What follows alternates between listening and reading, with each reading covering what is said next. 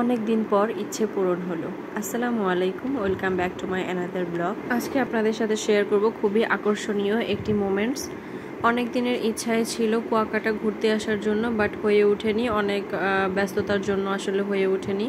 But এবার আমরা বলেছি এবার যাবই যাব। তো আলহামদুলিল্লাহ আমাদের প্ল্যান সাকসেস হয়েছে। অনেক অনেক মজা করেছি আমরা। খুব বেশি সময়ের জন্য যাইনি, জাস্ট একদিনের জন্য গিয়েছিলাম, তারপরেও আলহামদুলিল্লাহ অনেক বেশি মজা করেছি।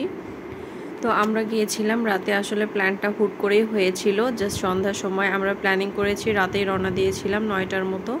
পটুয়াখালী থেকেই রওনা দিয়েছি, যেহেতু আমার শ্বশুরবাড়ি পটুয়াখালী, তো ঈদের সময় ওখানেই যাওয়া হয়েছিল। তো হঠাৎ করে প্ল্যান করেই রওনা দিয়ে দিয়েছি। ওখান থেকে খুব বেশি সময় লাগে না, 1-1.5 ঘন্টার রাস্তা। তো আমরা অনেকজনেই এসেছিলাম, ভাইয়া ভাবি সহ আমরা প্রায় 7-8 জনের মতো এসেছি। অনেক বেশি এনজয় করেছি, খুব কম সময়ের জন্য, তারপরেও আলহামদুলিল্লাহ অনেক অনেক এনজয় করেছি। আমার বেবিও অনেক বেশি এক্সাইটেড ছিল, কারণ ওকে নিয়ে আসলে সমুদ্রে আসা হয়নি, এই প্রথমবার আয়ানকে নিয়ে এসেছি। তো অনেক বেশি এক্সাইটেড ছিল। আর খুব ভোরে আমরা চলে এসেছি, খুব ভোরে না বলতে আসলে রাতেই চলে এসেছি। 3টা সাড়ে 3টার দিকে আমরা বের হয়েছিলাম সূর্যোদয় দেখার জন্য, যেহেতু অনেক দূরে যেতে হবে, তো এই জন্যই আমরা অনেক রাত করেই বের হয়েছিলাম। তো এখানে এসে একদম ফাঁকা ছিল, কেউ ছিল না, তখনই চলে এসেছি। এখানে অনেকগুলো দোলনা ছিল, সেখানে আমরা অনেক এনজয় করেছি। দেন সূর্যোদয়টা দেখছিলাম। পৃথিবীর সব থেকে কাছ থেকে সূর্যোদয় দেখা যায়, এই আকর্ষণটা সবারই থাকে। খুবই ভালো লাগছিল। আসলে এখন যেহেতু গরমের সিজন, এই জন্য একদম পানির থেকে যে সূর্যটা উঠছে সেটা দেখা যায় না, সেটা দেখার জন্য শীতকালে আসতে হয়। অনেকে বাইক নিয়ে সামনে যে গাছগুলো দেখছেন ওই পাড়ে গিয়ে অনেকেই দেখে, বাট যেহেতু বাচ্চা ছিল এই জন্য রিস্ক নিয়ে ওই দিকে যাওয়া হয়নি। তো এখানে অনেকগুলো এরকম দোলনা ছিল।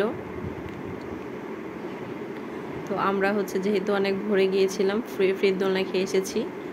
পরে গেলে হয়তো বা ভাড়াতে নিতে হতো, বাট অনেক এনজয় করেছি। অনেকগুলো এখানে সারি সারি দোলনা ছিল। আর আস্তে আস্তে যখন সকাল হচ্ছিল তখন আরও লোকজন চলে এসেছিল, অনেক ভিড় হয়ে যাচ্ছিল। তো এখানে যে নৌকাগুলো দেখছেন এগুলো দিয়ে মাছ ধরা হয়। তো এরকম ভ্যানে করে আমরা এসেছি। এখানে এই টাইপের ভ্যানই আছে, অটো ভ্যান। অনেকটা দূর, প্রায় আধা ঘন্টা 1 ঘন্টার মতো আমরা পূর্ব দিকে চলে এসেছিলাম এই ভ্যানগুলোতে করে। তো এখানে ভ্যানগুলো অ্যাভেলেবল থাকে। আর কুয়াকাটার এই জিনিসটা আমার কাছে খুবই ভালো লেগেছে। অন্যান্য বিচে গেলে যেমন অনেক দূর হেঁটে যেতে হয়, বালি এগুলো অনেক দূর পর্যন্ত হাঁটতে হয়, বাট এখানে একটুও হাঁটতে হয় না। আমরা পুরোটাই এরকম অটো ভ্যানে গিয়েছিলাম।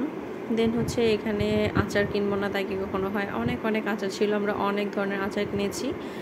আর আমার আব্বু আম্মু শুটকি পছন্দ করে, এই জন্য তাদের জন্য শুটকি নেওয়া হয়েছে। আমরা অবশ্য শুটকি খুব একটা খাই না বললেই চলে, আম্মু স্পেশালি খায়, এই জন্য নেওয়া হয়েছে। কয়েক ধরনের শুটকি নিয়েছিলাম। দেন এখানে আইসক্রিম বানাচ্ছিল, কুলফি আসলে আইস দিয়ে। তো এটাও আমরা অর্ডার করেছিলাম, ভেবেছিলাম অনেক বেশি টেস্ট হবে, যেহেতু অনেক ধরনের কালার, সবগুলো ফ্লেভারে অর্ডার করেছিলাম একসাথে দেওয়ার জন্য, যাতে সবগুলো ফ্লেভার একসাথে টেস্ট করতে পারি। বাট এটা খেতে খুব একটা ভালো লাগেনি, আমি জাস্ট একটু খেয়ে ফেলে দিয়েছিলাম, বাচ্চারা খেয়েছে অবশ্য। তো এখানে এর থেকে ভালো আইসক্রিম বা কুলফি আশা করাও যায় না। দেন এখানে অনেক অনেক স্টল ছিল, চা, বিভিন্ন ধরনের চা ছিল। তো এখানে আমরা তান্দুরি চা অর্ডার করেছিলাম, চাটা মজা ছিল, আমার বেবিও খেয়েছে, সবাই আসলে খেয়েছে, সবাই মজা পেয়েছিল। তা আমি ওদের চা বানানোর প্রসেসিংটা দেখছিলাম। চা কফি পছন্দ করে না এরকম মানুষ খুঁজে পাওয়া খুবই দুষ্কর।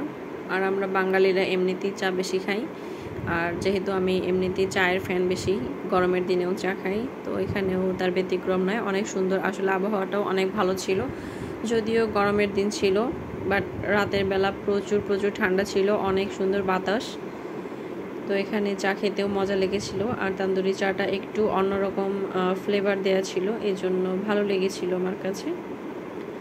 তো এই তো চা তৈরি হয়ে গিয়েছে।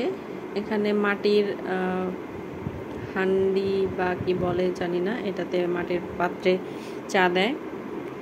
তো আমার বেবিও চা খাচ্ছিল, ও খেয়ে আরও চাচ্ছিল। আসলে আমার মতো আমার বেবিও চা পাগল হয়েছে, সবাই চা পছন্দ করে, সবাই খাচ্ছিলাম। দেন হচ্ছে আমরা বারবিকিউ খাওয়ার জন্য চলে এসেছি। এখানে অনেক ধরনের মাছ, কাঁকড়া সব কিছুই ছিল, অক্টোপাস ছিল, বাট অক্টোপাসটা দেখে আমার খুবই বিরক্ত লাগছিল। কাঁকড়াও আমি খাই না, যদিও অনেকে শখের বসে সে কাঁকড়া খায়, পছন্দ করে, বাট আই ডোন্ট লাইক কাঁকড়া। তো আমার বেবিও ক্র্যাব ক্র্যাব বলছিল কাঁকড়া খাওয়ার জন্য, বাট হচ্ছে আমি খেতে দেইনি, যেহেতু আমি খাই না এই জন্য ওকেও দেইনি। বাট হাপি খেয়েছিল, মানে অনেক পছন্দ করে, তো অনেকগুলোই খেয়েছিল। দেন সোহান হচ্ছে রূপচাঁদা ফ্রাই খাবে। এখানে সবগুলো কাঁকড়ায় জীবিত ছিল, ওই বাকেটের মধ্যেও সবগুলো কাঁকড়া জীবিত, নড়াচড়া করছে, দেখতেই পাচ্ছেন। দেন হচ্ছে আমরা প্রথমেই সোহানের রূপচাঁদা মাছটা কিনেছিলাম, ওইটা ফ্রাই করে দিয়েছে। এখানে চিংড়ি ছিল না তেমন একটা, তো এখানে কাঁকড়া আর রূপচাঁদা ফ্রাইটা আগে দিয়েছে। তো ভাবি অনেকগুলো কাঁকড়া নিয়েছে, আমার দেখেই কেমন যেন লাগছিল। যাই হোক, দেন হচ্ছে এখানে অনেকগুলো আমরা রুটি অর্ডার করেছিলাম,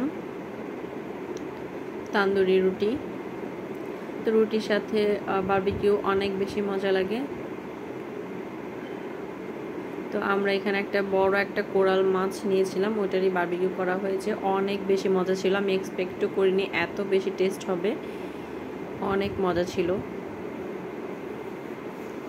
যদিও হচ্ছে আমি সোহানের থেকে রূপচাঁদা মাছের ভাগটা নিয়ে নিয়েছিলাম, এই জন্য বারবিকিউটা খুব বেশি খেতে পারিনি, বাট আলহামদুলিল্লাহ অনেক বেশি মজা ছিল, আমরা সবাই অনেক এনজয় করেছি খাবারগুলো।